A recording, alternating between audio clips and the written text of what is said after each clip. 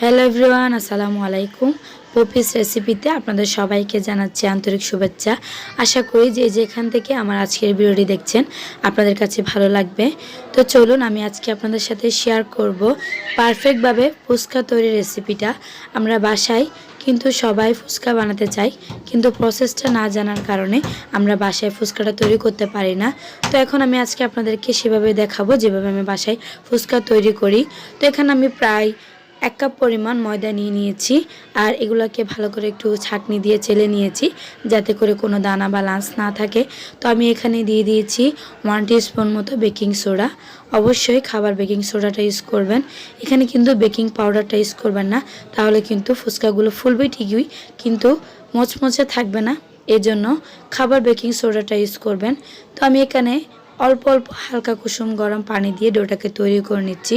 অবশ্যই খেয়াল রাখবেন ডোটা যাতে হালকা কুসুম গরম পানি দিয়েই তৈরি করেন, আর এখানে ঠান্ডা পানি দিলে কিন্তু ডোটা শক্ত হয়ে যাবে আর আপনার ফুচকাগুলো ফুলবে না আর খেতে ভালো হবে না। তো এখন অবশ্যই কিন্তু ডোটা হালকা কুসুম গরম পানি দিয়ে ধরবেন। তো আমি অল্প অল্প পানি দিয়ে ডোটাকে সফট করে তৈরি করে নিয়েছি। আর ফুচকার ডোটা কিন্তু অবশ্যই হাতে অনেকক্ষণ ধরে মাখতে হবে যাতে করে ডোটা ভালো করে সফট হয়। তো এখন আমার ডোটা তৈরি করা হয়ে গেছে, দেখতে পাচ্ছেন কি সফট করে আমি ডোটা তৈরি করেছি। আর একটা সাইডে রেখে দিব। আর এখন আমি ফুচকার জন্য টকটা তৈরি করে নিব। এর জন্য এখানে আমি তেঁতুল নিয়ে নিয়েছি, আর তেঁতুলগুলোকে 1 কাপ পরিমাণ পানি দিয়ে একটু ভিজিয়ে নিচ্ছি। আর এরপর 5 মিনিট মতো ভিজিয়ে রাখার পর হাতে আমি ভালো করে তেঁতুলগুলা পানির সাথে মিশিয়ে নিচ্ছি। তেঁতুলগুলা পানির সাথে ভালো করে মিশিয়ে নিয়ে এরপর আমি এখানে যে তেঁতুলের বিচি বা আঁশগুলো আছে সেগুলো আলাদা করে নিব হাতে।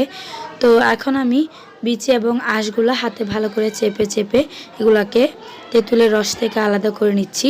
তো এখন আমি এখানে পরিমাণ মতো চিনি দিয়ে দিচ্ছি। আমি এখানে 1/3 কাপ পরিমাণ চিনি দিয়ে দিয়েছি। আর এখানে 1 টিস্পুন মতো দিয়ে দিয়েছি লবণ, বিট লবণ দিয়ে দিয়েছি 1 টিস্পুন মতো। তো আপনাদের কাছে যদি বিট লবণটা না থাকে সেক্ষেত্রে আপনারা খাবার লবণ ইউজ করতে পারবেন। তো আমি আরেকটু স্বাদ বাড়ানোর জন্য এখানে 2 থেকে 3টে শুকনো মরিচ এভাবে ভেঙে দিয়ে দিচ্ছি। টকটা কিন্তু অনেক বেশি মজা হয় যদি টকের সাথে শুকনো মরিচ এভাবে ভেঙে দেওয়া হয়। তো একটু ভালো করে নেড়েচেড়ে আমি টকের সাথে চিনি, লবণ আর শুকনো মরিচগুলো মিশিয়ে নিচ্ছি। আর এখন আমি আরেকটু স্বাদ বাড়ানোর জন্য এখানে 2 টুকরো মতো লেবুর রস দিয়ে দিচ্ছি।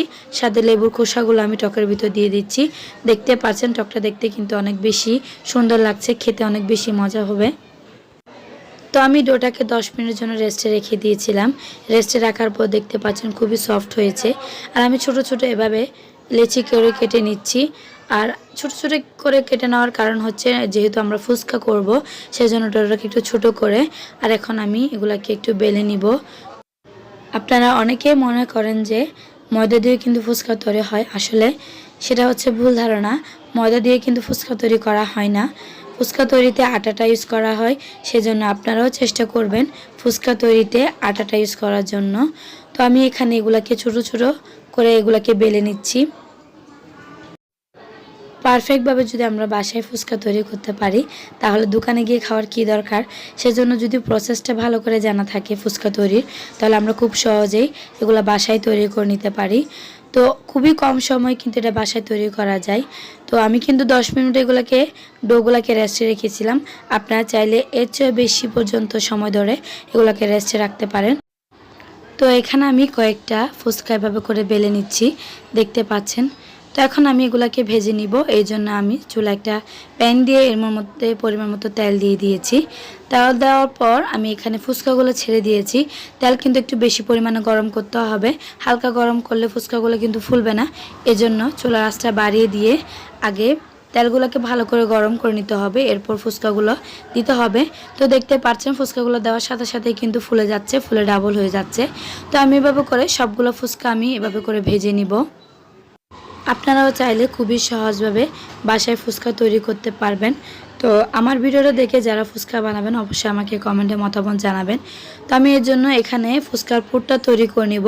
পুরটা তৈরি করার জন্য আমি এখানে কয়েকটা শুকনো মরিচ টেলে নিয়েছি, আর এখানে আমি পেঁয়াজ কুচি করে নিয়েছি। এখন আমি এখানে স্বাদমতো লবণ দিয়ে শুকনো মরিচগুলো একটু ভেঙে নিচ্ছি, আর সাথে পেঁয়াজ কুচিগুলোর সাথে মিশিয়ে নিচ্ছি। এরপর আমি এখানে আলু সিদ্ধ করে এগুলোকে ম্যাশ করে রেখেছিলাম, সেগুলো হাতে ভালো করে মিশিয়ে নিয়েছি পেঁয়াজ কুচি আর শুকনো মরিচের সাথে। তো ভালো করে মেশানো হয়ে গেলে আমার ফুচকা পুরটা তৈরি করা হয়ে যাবে। তো আমি ওখানে বাদবাকি যে ফুচকাগুলো ছিল সেগুলো ভেজে নিচ্ছি। দেখতেই পাচ্ছেন প্রত্যেকটা ফুচকা কিন্তু আমার ফুলে ডাবল হয়ে গিয়েছে। তো এখন আমার ফুচকাগুলো খাওয়ার পালা। এখন আমি ফুচকাগুলো নিয়ে এর মধ্যে পুর দিব, এরপর টক দিয়ে আমি ফুচকাগুলো পরিবেশন করব। তো আজকের ভিডিওটা যদি আপনাদের কাছে ভালো লেগে থাকে তাহলে অবশ্যই ফ্রেন্ডস অ্যান্ড ফ্যামিলির সাথে শেয়ার করবেন। আর আমার ভিডিওটি যাদের কাছে বেশি পরিমাণ ভালো লাগবে আপনারা অবশ্যই আমার চ্যানেলটি সাবস্ক্রাইব করে দিবেন। ইতিমধ্যে যারা আমার চ্যানেলটি সাবস্ক্রাইব করেছেন আপনাদের সকলকে জানাচ্ছি আন্তরিক শুভেচ্ছা।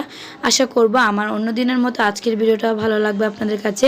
সে পর্যন্ত সবাই ভালো থাকবেন, সুস্থ থাকবেন। আল্লাহ হাফেজ।